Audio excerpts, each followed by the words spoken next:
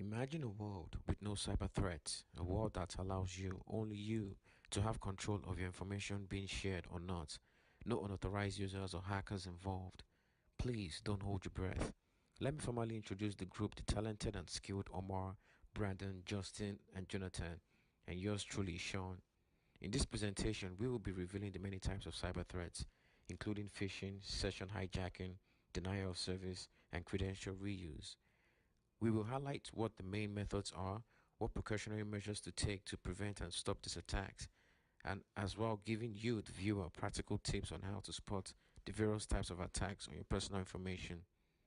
A denial of service attack is a security event that occurs when an attacker takes action that prevents legitimate users from accessing targeted computer systems, devices, or other network resources. We have different types of DOS out there. We have distributed DOS, advanced persistent DOS, denial of service as a service. You can spot this DOS attack by checking your website periodically to see if it is running more sluggishly than usual. Also watch to see if you are sporadically receiving the service unavailable message. As the hacker starts ramping up his attack, you may notice these symptoms. To prevent this method, we have the firewalls, switches, routers, black holing, and sinkholing.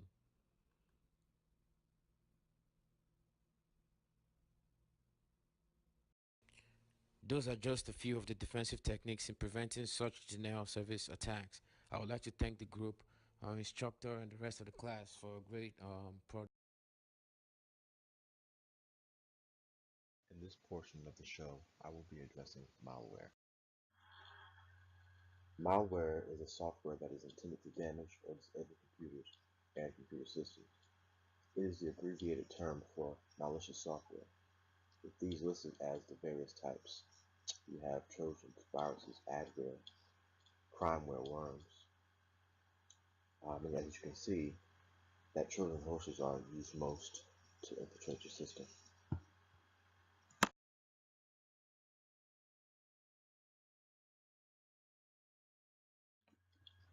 Many forms of malicious software is implanted in your PC using the curiosity method in the form of emails, also by bypassing security and downloading free applications or even using some of those adult websites.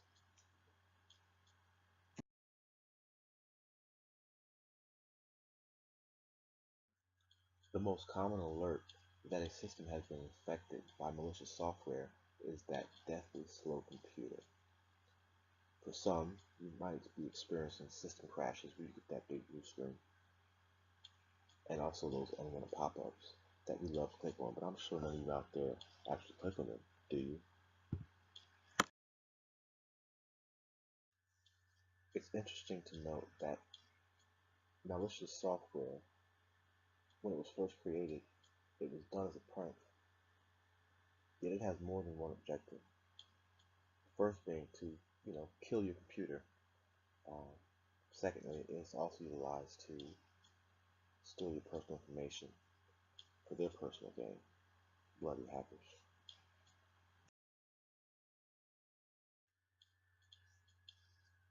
Thank you so much for being a part of this presentation. In closing, I want to make you aware on how you prevent these malicious attacks. You can start by getting any well-known antivirus program, Norton, McAfee.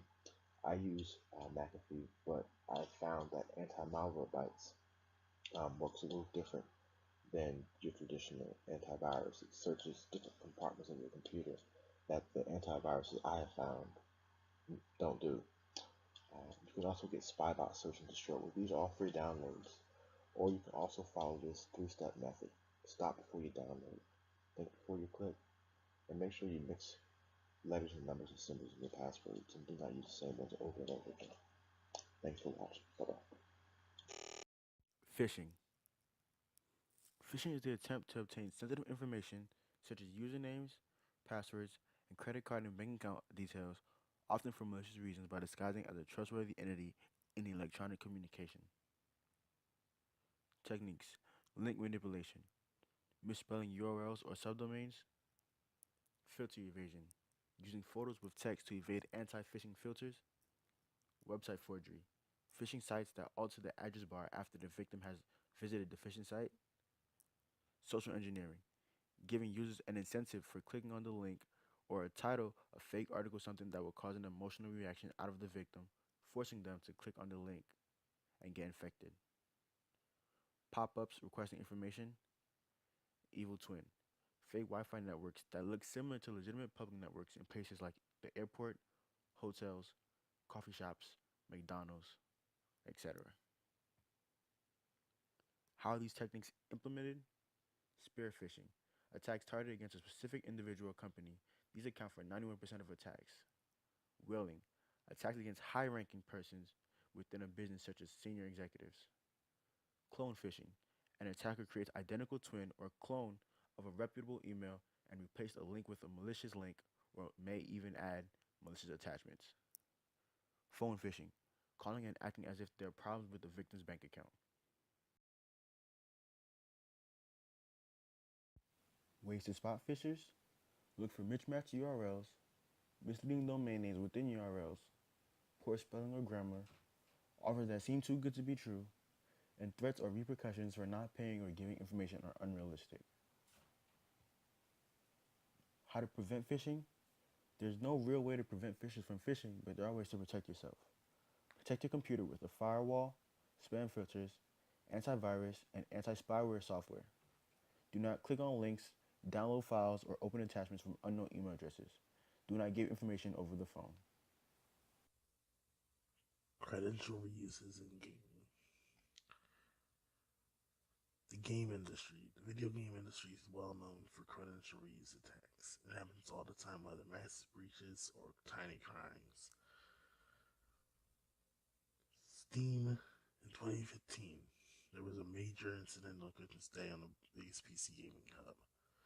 Information being leaked accidentally by Valve. What had happened was Valve decided that they wanted to try something new, and it went very badly, and everyone's information got leaked. I don't think too many incidents were reported, though. Next slide. Gaming forums. In early 2017, 2.5 million Xbox and PlayStation illegal forum users were hacked. The forum users would download illegal copies of Xbox 360 and PSP games. Next slide. Preventing credential reuse issues. TrueKey.com is a good place to start. It really helps. Don't use the same password for every site if you're not going to use TrueKey. Switch between at least 3 to 5 different passwords to keep a note of them. It really helps in the long run.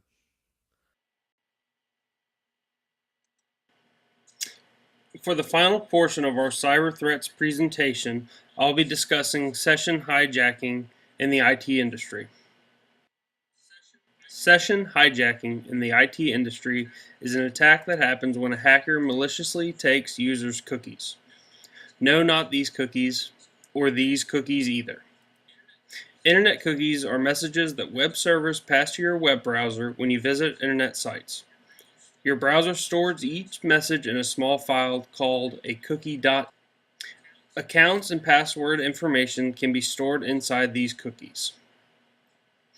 Once hackers have the cookies, they can gain unauthorized access to the information or services in the computer system. The hacker will use malware or can simply read network traffic to gain unauthorized access to packets which contain user information and passwords within the saved cookies. Once the hacker has that information, they can access a user's account and use it for fraudulent and malicious purposes. This can happen on Facebook, Twitter, email, and online store servers and accounts. Session hijacking can be prevented by encrypting the traffic during a session and by frequently changing your passwords and login credentials.